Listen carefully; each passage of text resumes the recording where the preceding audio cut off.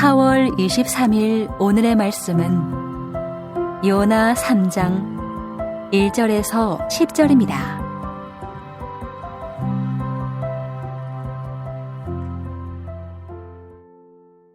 여호와의 말씀이 두 번째로 요나에게 임하니라. 이르시되 일어나 저 큰 성읍 니느웨로 가서 내가 내게 명한 바를 그들에게 선포하라 하신지라. 요나가 여호와의 말씀대로 일어나서 니느웨로 가니라. 니느웨는 사흘 동안 걸을 만큼 하나님 앞에 큰 성읍이더라. 요나가 그 성읍에 들어가서 하루 동안 다니며 외쳐 이르되 40일이 지나면 니느웨가 무너지리라 하였더니 니느웨 사람들이 하나님을 믿고 금식을 선포하고 높고 낮은 자를 막론하고 굵은 베옷을 입은지라. 그 일이 니느웨 왕에게 들림에 왕이 보좌에서 일어나 왕복을 벗고 굵은 베옷을 입고 제 위에 앉으니라. 왕과 그의 대신들이 조서를 내려 니느웨에 선포하여 이르되 사람이나 짐승이나 소떼나 양떼나 아무것도 입에 대지 말지니 곧 먹지도 말 것이요 물도 마시지 말 것이며 사람이든지 짐승이든지 다 굵은 베옷을 입을 것이요 힘써 하나님께 부르짖을 것이며 각기 악한 길과 손으로 행한 강포에서 떠날 것이라. 하나님이 뜻을 돌이키시고 그 진노를 그치사 우리가 멸망하지 않게 하시리라. 그렇지 않을 줄을 누가 알겠느냐 한지라. 하나님이 그들이 행한 것 곧 그 악한 길에서 돌이켜 떠난 것을 보시고 하나님이 뜻을 돌이키사 그들에게 내리리라고 말씀하신 재앙을 내리지 아니하시니라. 반갑습니다. 이번 한 주도 수고 많으셨고 오늘도 하나님의 말씀을 듣기 위해 말씀 앞으로 나오신 여러분을 환영하고 축복합니다. 우리는 목요일부터 요나서를 묵상하고 있습니다. 요나서는 스토리 위주로 되어 있고 또 재미도 있어서 아이들도 쉽게 읽을 수 있는 책입니다. 그러나 요나서가 다루고 있는 주제는 결코 가볍거나 재밌지만은 않고 우리가 꼼꼼히 그리고 다양한 관점으로 읽으면 읽을수록 우리에게 많은 생각거리와 또 깨달음을 주는 책입니다. 오늘 우리가 묵상할 본문은 요나서 3장입니다. 요나서 3장 1절은 여호와의 말씀이 두 번째로 요나에게 임했다라고 하는데 그러면 첫 번째 임한 것은 언제입니까? 요나서 1장 1절에서 임합니다. 여호와의 말씀이 요나서 1장 1절에 이어 3장 1절에서 두 번째로 임하는데 임한 하나님의 말씀의 내용은 같습니다. 그 말씀의 내용은 무엇입니까? 3장 2절 말씀입니다. 일어나 저 큰 성읍 니느웨로 가서 내가 내게 명한 바를 그들에게 선포하라 하신지라. 니느웨로 가서 심판을 경고하며 회개를 선포하라는 것입니다. 사실 요나서 1장 1절과 2절은 3장 1절과 2절과 거의 같다고 할 수 있습니다. 요나서 1장 1절 2절 그리고 요나서 3장 1절과 2절은 거의 같다고 할 수 있습니다. 거의 같은 내용이 반복되어 나오는 이유가 무엇입니까? 첫 번째 임한 하나님의 말씀에 요나가 불순종했기 때문입니다. 요나서 1장 3절은 그러나로 시작됩니다. 하나님이 요나에게 니느웨에 가서 심판을 경고하고 회개를 선포하라고 명령하셨지만 그러나 요나는 그러지 않았습니다. 그 말씀에 순종하지 않은 정도가 아니라 적극적으로 불순종했습니다.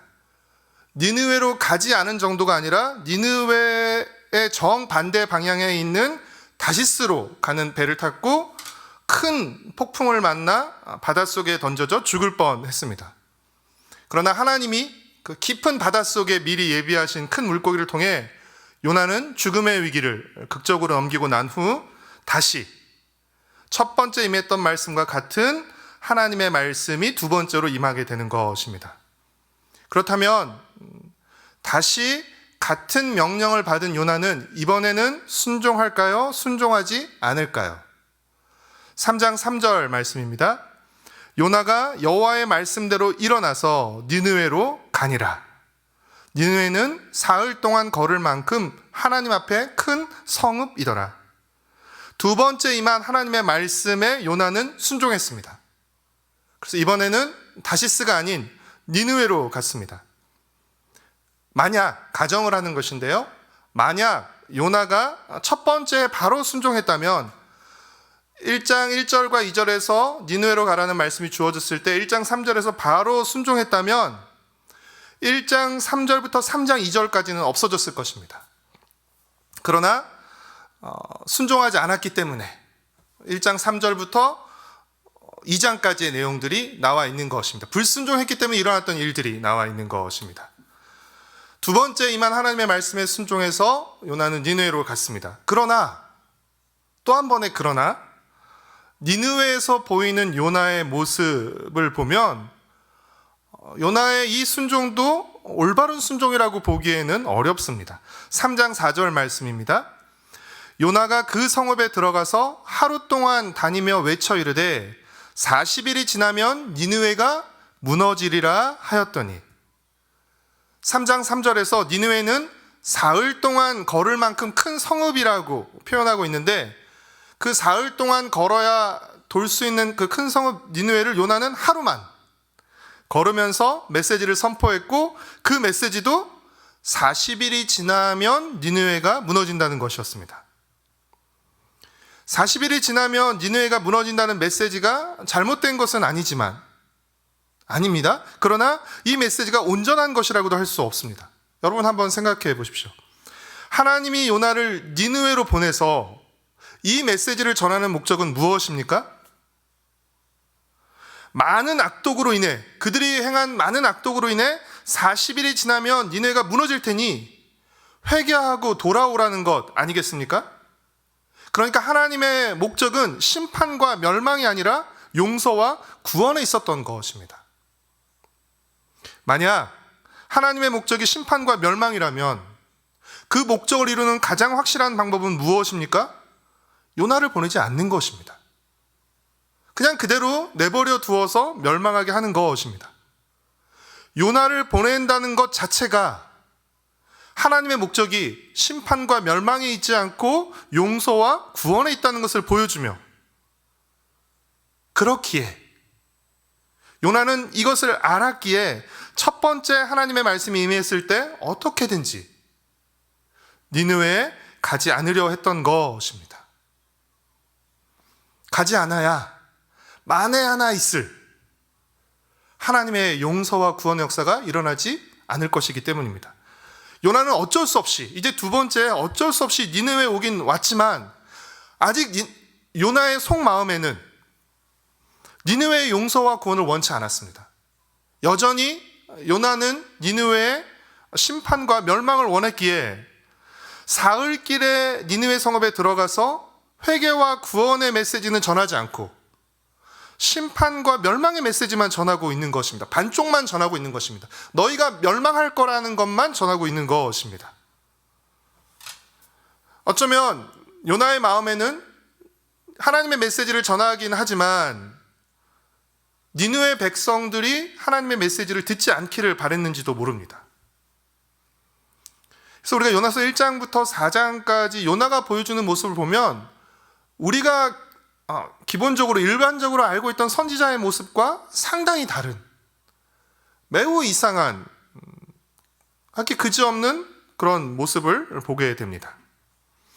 요나의 절반의 순종 그리고 절반의 메시지에도 불구하고 놀랍게도 이 메시지를 들은 니느웨 백성과 왕은 즉시 회개하기 시작합니다. 니느웨 백성은 요나의 선포를 듣고 금식하며 굵은 베옷을 입고 회개했고 왕도 잿더미에 앉아 참회하고 백성과 짐승까지 금식하며 하나님께 기도하라는 칙령을 내립니다. 이러한 니느웨 백성과 왕의 모습을 볼 때 1장 2절에 기록된 악독이 하나님 앞에 상달될 정도로 악한 사람들이라고 보기에는 의아할 정도로 그들은 하나님 앞에 겸비한 모습을, 겸손한 모습을 보이고 있습니다. 요나는 단지 하루만 말씀을 전했지만 니느웨 백성과 왕은 하루 만에 회개한 것입니다. 니느웨 백성이 회개하고 악한 길에서 돌이키자 하나님도 이들에게 내리시려던 재앙을 돌이키십니다. 내리지 않으십니다. 이는 하나님의 목적이 처음부터 심판과 멸망이 아니라 용서와 구원에 있었음을 우리에게 보여줍니다. 사랑하는 성도 여러분, 내가 만약 선지자고, 가정입니다. 내가 만약 선지자고 설교자라고 할 때 내가 전한 메시지를 사람들이 듣고 회개하고 그래서 하나님의 용서와 구원을 받으면 기쁘겠습니까? 아니면 화가 나겠습니까? 당연히 기쁘지 않겠습니까? 그러나 4장 1절을 보면 요나는 니느웨 백성들이 회개하고 하나님의 용서를 받아서 원래 받기로 했던 그 심판과 멸망을 받지 않자 매우 싫어하면서 화를 냅니다. 그리고 하나님께 따지죠. 내가 이럴 줄 알고 니느웨로 가려고 하지 않았던 것입니다 라고 하나님께 따지면서 하나님께 불평합니다. 그러나 요나서 2장을 보면 바닷속에 빠져 죽을 뻔했을 때, 거의 죽게 되었을 때 하나님이 큰 물고기를 통해 자신을 살려주신 그 은혜를 경험하고 요나는 하나님의 은혜를 찬양하고 감사했습니다. 여러분 참 아이러니하지 않습니까? 자신이 용서받고 구원받을 때에는 하나님의 은혜를 찬양하고 감사하면서도 자신이 싫어하고 미워하는 니느웨 사람들을 향해서 하나님이 용서와 구원의 은혜를 베풀어 줄 때는 하나님께 불평하며 화를 내는 것입니다. 이 얼마나 이중적이고 이기적인 모습입니까?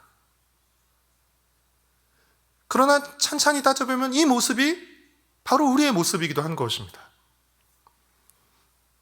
사랑하는 성도 여러분, 하나님의 말씀이 때로는 내 생각과 내 뜻과 다를지라도 순종하는 것이, 하나님의 말씀이 임했을 때, 하나님의 말씀을 들었을 때 내 생각과 뜻과는 다르다 할지라도 그 말씀에 따르는 것이 우리 삶의 많은 우여곡절을 줄이는 지혜입니다. 요나가 바다에 빠지고 물고기 뱃속에 들어가면서 이 사실을 우리에게 말해 줍니다. 순종했다면 겪지 않았을 일을 불순종함으로써 겪게 되는 것이죠. 그러나 놀라우신 하나님은 그 불순종을 통해서도 하나님의 뜻을 이루어 가십니다. 또 순종하되 기계적인, 문자적인, 마지못한 순종이 아니라 하나님의 뜻과 의도에 맞는 순종을 해야 합니다. 그래야 그 말씀이 성취될 때 우리는 하나님과 함께 기뻐할 수 있습니다.